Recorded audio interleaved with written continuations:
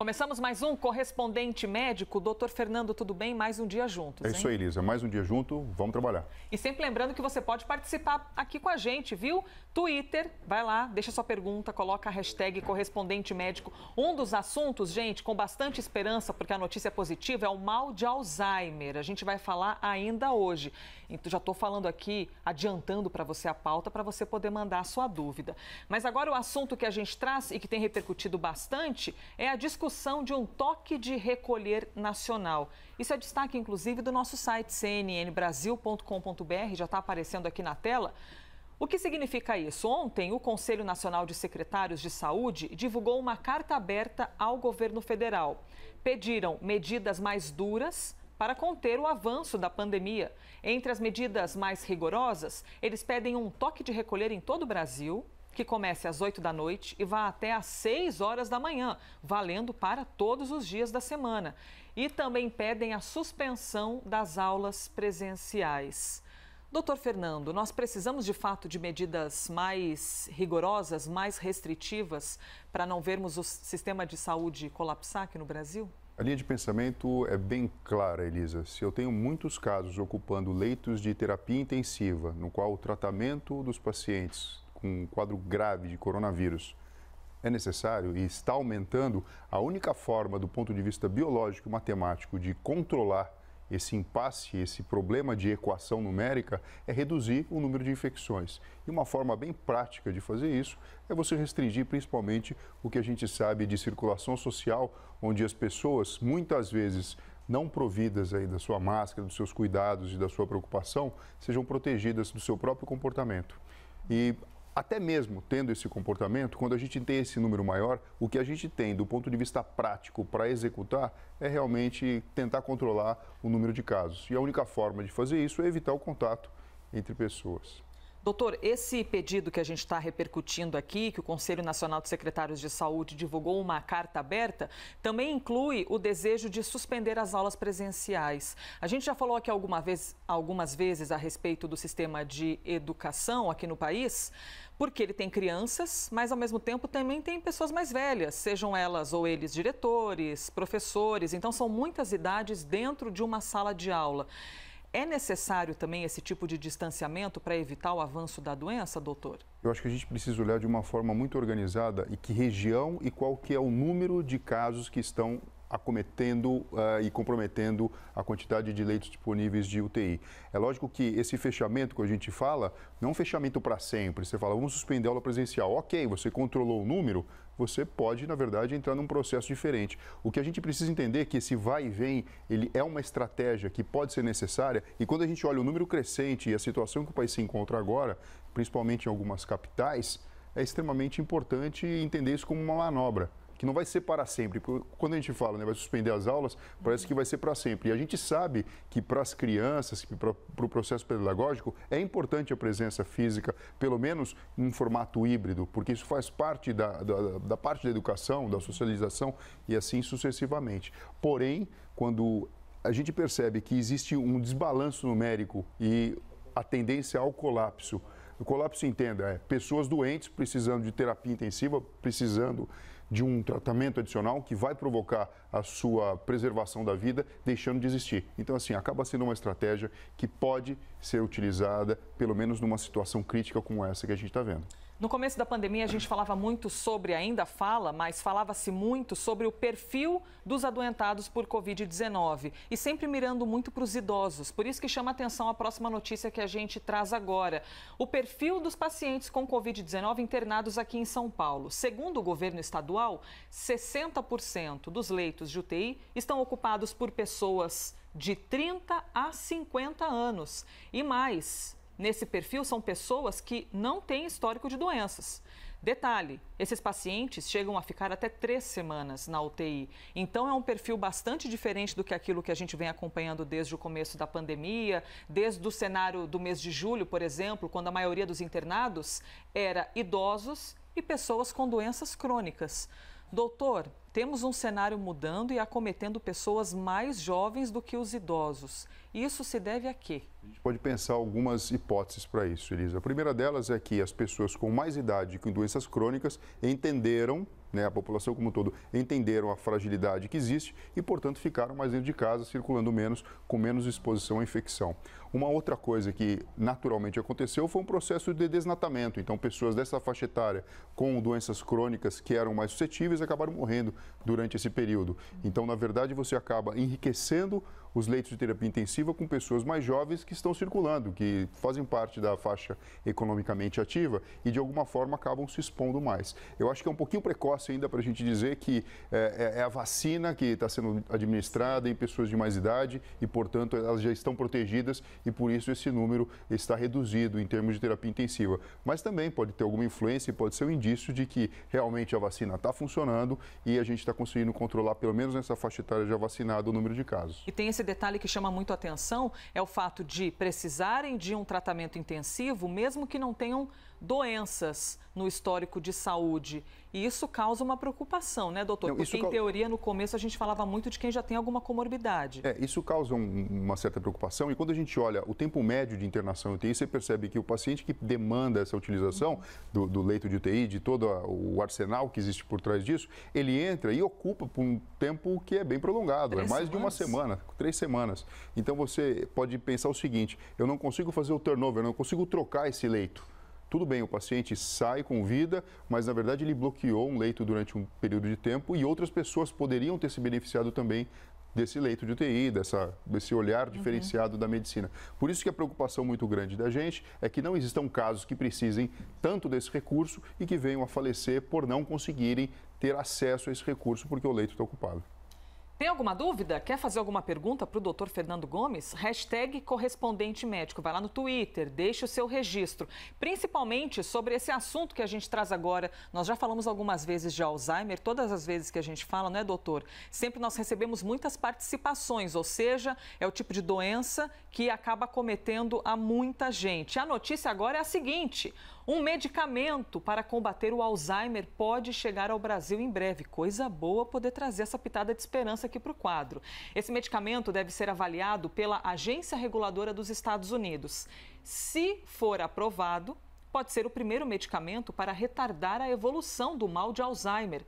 Nesse cenário, ele poderia chegar ao Brasil até o ano que vem. Esse medicamento está sendo desenvolvido numa parceria entre uma farmacêutica norte-americana e também uma japonesa. Doutor, como assim um medicamento poderia retardar a doença? A gente sabe que o mal de Alzheimer, ou a doença de Alzheimer, é a demência mais prevalente que existe e ela traz consigo um estigma e uma realidade dos fatos, né? O paciente vai perdendo contato com a realidade e acaba, em um período aí de mais ou menos uma década, evoluindo para o óbito de uma forma bastante triste e sofrida para a família, principalmente. Esse remédio que tem de diferente é que ele tem um mecanismo de ação da retirada do depósito de proteínas beta-amiloide, que acaba sendo um ponto importante na manifestação da doença. Então, dentro dos neurônios, uma substância, uma proteína é depositada e faz parte do processo de degeneração desse neurônio, inclusive de morte, que faz com que o indivíduo tenha sua função cognitiva prejudicada.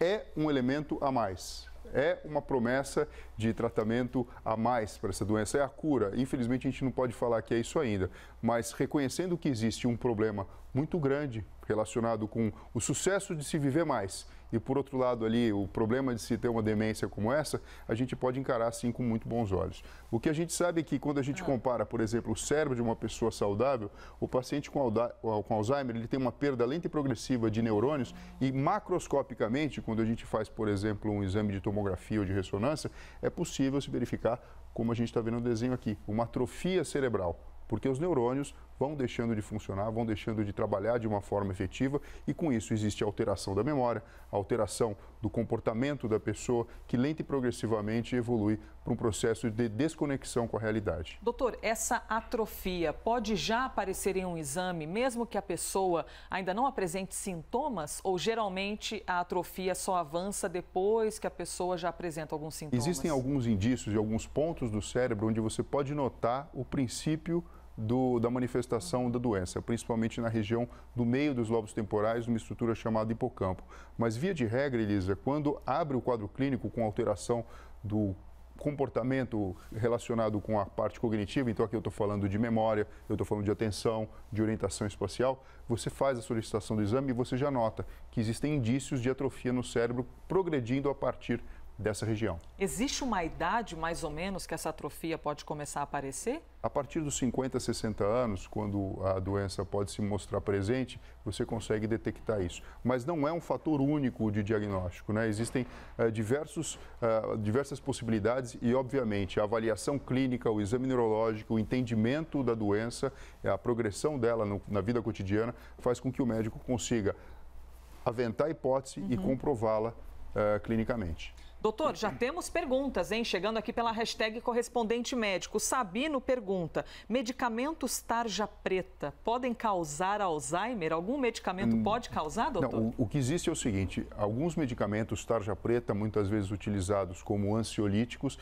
eles podem atrapalhar o processo de atenção e de memorização. Então, se a pessoa já tem uma predisposição e ela teria Alzheimer lá na frente, a manifestação clínica é muito mais poderosa. Ou até mesmo, se a pessoa não tem Alzheimer, a utilização crônica desses medicamentos pode induzir a um cérebro que funcione pior na terceira idade. E com isso, ele entra dentro de um quadro de demência, sendo que poderia não ter esse quadro se não tivesse feito uso desse tipo de remédio. Por isso que é tão importante. E o que cabe dizer aqui, né, Elisa? A reabilitação neuropsicológica, que é o trabalho realizado por psicólogos com essa formação especializada e outros profissionais também, acaba funcionando também como um freio para o progresso da doença. A gente sabe que não tem cura, mas existem métodos específicos que você consegue estimular o cérebro e com isso você freia a progressão da doença. Porque o que importa na prática é a pessoa ter consciência de quem ela é, ter um comportamento adequado, isso induz menos sofrimento, principalmente na família e nos amigos que estão em volta. Eu tenho um próximo assunto para chamar, mas tenho mais uma pergunta sobre Alzheimer aqui, doutor. Valesca,